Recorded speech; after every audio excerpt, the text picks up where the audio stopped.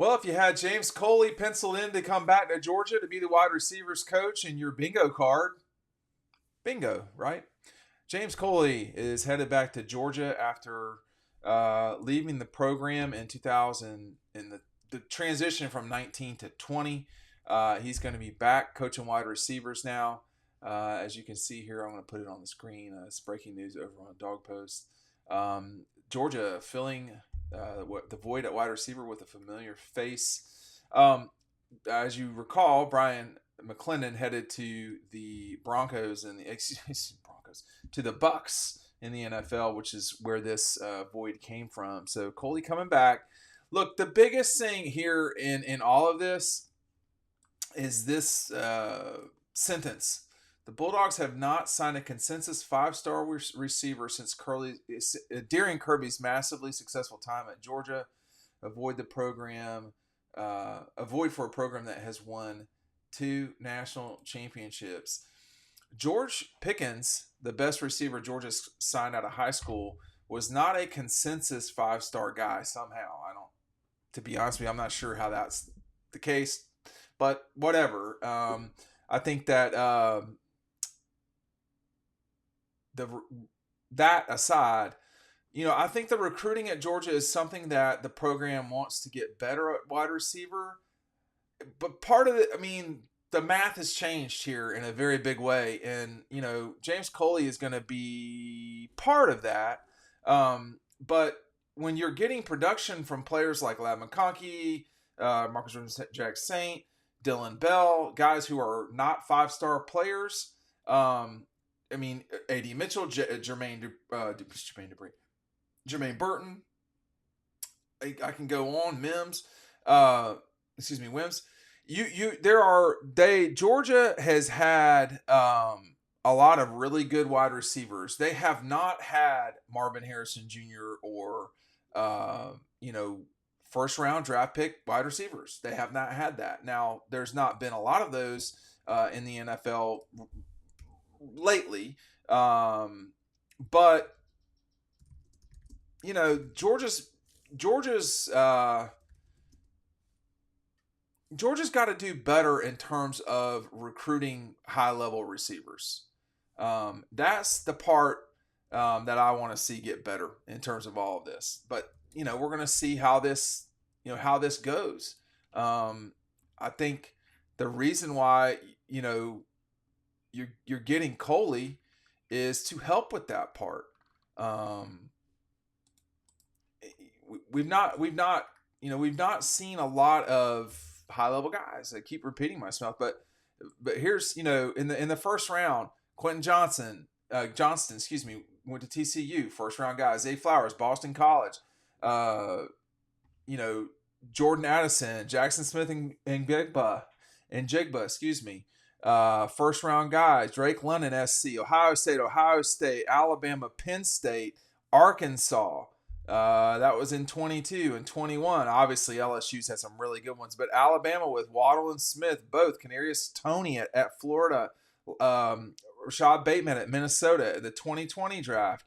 Back-to-back, Ruggs and Judy at Alabama. The whole staff at Alabama's changed now. TCU's had 2 first-round guys in the last 4 years. Georgia's had none. LSU, another one. Oklahoma, Arizona State. Clemson's had good receivers. I don't know if they've had any first-round guys. But Oklahoma's had several. Deebo Samuel was a second-round guy. Same with Mecole Hardman. You get my point. I think what you'd like to see, if you're the Dogs, is more production at the receiver spot in recruiting.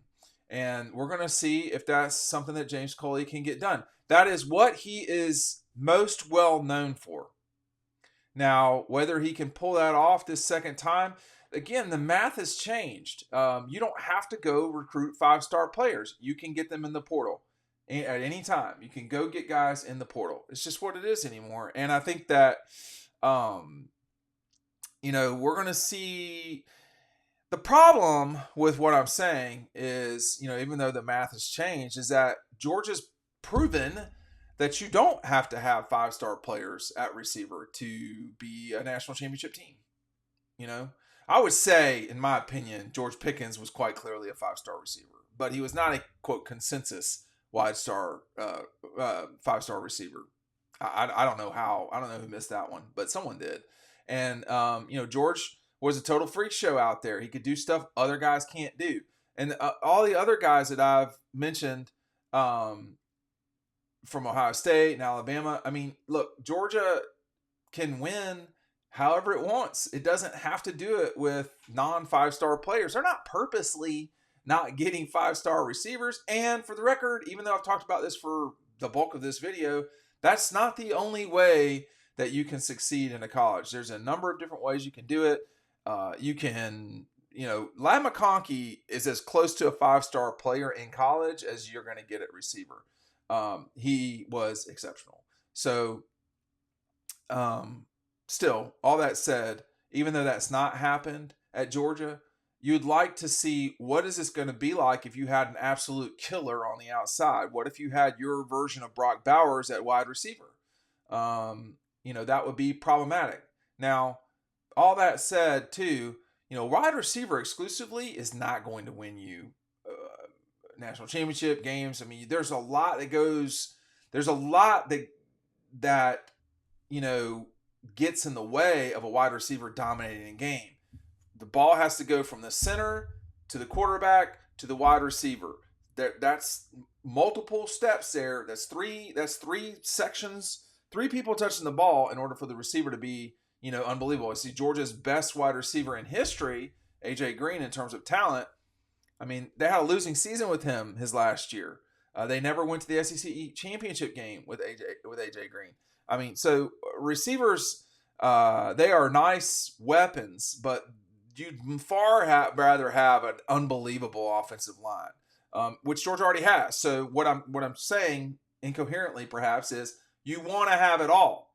Right now, one of the things they're kind of missing is receivers. I would say the running backs has dropped a little bit, but I mean, over the last 10 years, at running back, Georgia's had serious production no matter who, the backs have been. I mean, this past year, it was a pretty good 1-2 punch. And I don't think anybody's saying that Kendall Milton and Edwards were elite college running backs. Like, is anyone going to remember the season that Kendall Milton had just now in the history of college football? No, they won't. But he was really good at the end of the year. And, when you have the core, which is the offensive line, there's so much more you can do. That's where football is won and lost, is right there, right in the middle. And in baseball, you want your middle to be really good defensively.